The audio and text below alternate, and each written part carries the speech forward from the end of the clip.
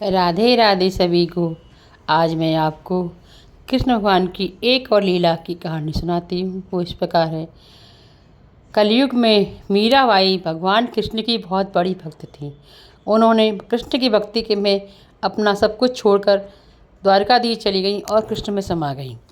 मीराबाई के ताऊजी के बेटे थे राजा जयमल। राजा जयमल जो कि राजपूत राजा थे और मांडू के राजा थे।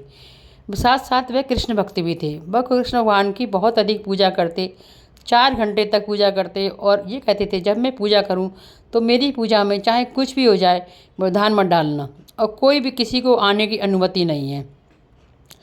जब तक मैं पूजा में स्वयं ना उठूं, मुझे कोई उठाने मत आना। इस प्रकार उनके राज्य में सभी लोग उन्हें देखकर पूजा पाठ करने लगे। कोई 2 घंटे, कोई 1 घंटा, कोई 3 घंटा।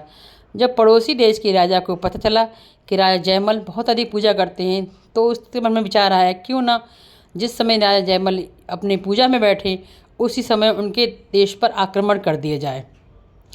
राजा जयमल जब अपनी पूजा में बैठे, तभी उनके शत्रु देश ने सैनिकों ने उनके राज्य को पूरा घेर लिया और उनके राज्य पर आने लगे।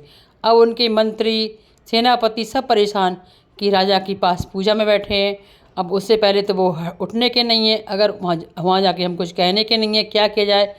और दुश्मन हमारे सामने खड़ा हुआ है, हम उससे कैसे युद्ध लड़ें बिना राजा की आज्ञा के। और दुश्मन चढ़ता हुआ युद्ध के लिए आ रहा था। तभी उनकी राजमाता को आदेश था, जयमल की माता थी, वो अपने पुत्र से मिल सकती थी। तो सभी सेनापति और मंत्री गए और बोले, माता श्री आप बात कीजिए जयमल से।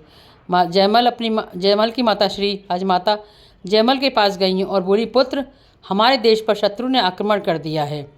अब बताइए, आक्रमण करने के लिए सेना लेकर चारों तरफ से हमारे राज्य को घेर लिया है, अब हम क्या करें। तो राजा जयमल ने कहा कि माँ, हमें कुछ करने की ज़रूरत नहीं है, हरि करेंगे, जो कुछ करेंगे उनके हाथ में है।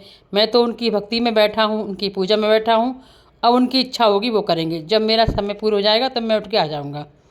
इतना कहना ही था कि थोड़ी देर में वहाँ पर युद्ध स्थल में सभी सैनिक बढ़ते हुए आ रहे थे और वहाँ देखा कि एक आदमी सफ़ेद रंग के घोड़े पे सवार होकर आया, पूरा श्याम वर्ण, नीले वस्त्र धारण कर हुए, हाथ में कटाक्ष, और राजा के किले के ऊपर से नीचे कूदा और पूरी सेना, दुश्मन सेना के चारों तरफ एक चक्कर मारा और सभी सेना ने उनके रूप और आकर्षण को देखकर वहीं मूर्छित होकर गिर गए। पूरी सेना मूर्छित होकर गिर गई। उसके बाद में वहाँ से वो जो आए थे वो राम के स्वरूप में आए थे। उनके धनुष बाण लगे हुए थे और उन्होंने एक भी धनुष बाण नहीं लगाया और आकर ऊपर से कूदकर और सारी सेना के पास एक चक्कर मारा और पूरी सेना वहीं पर बेहोश मूर्छित हो गई। अब जब राजा के 4 घंटे पूरे बीत गए तो उसने अपने सेनापति और मंत्रियों को बुलाया कि चलो युद्ध की तैयारी की जाए।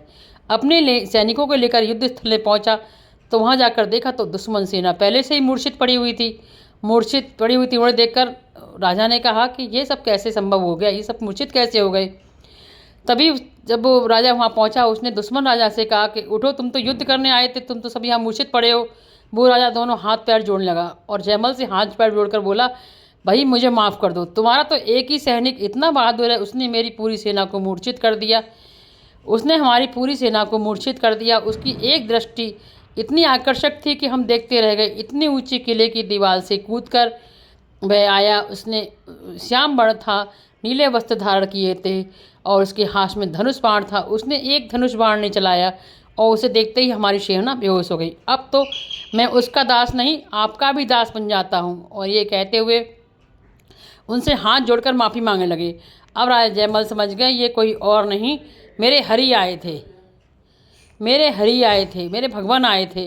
तो इस प्रकार जब भी हम कोई भी किसी भगवान की शरण में बैठते हैं तो भगवान हमारी रक्षा करने स्वयं आते हैं। जिस प्रकार राजा जयमल की रक्षा भगवान कृष्ण ने की थी, उसी प्रकार पर हर भक्त की रक्षा करते हैं। आपको ये कहानी पसंद आई हो तो मेरे चैनल को सब्सक्राइब कीजिए, लाइक कीजिए, शेयर कीजिए।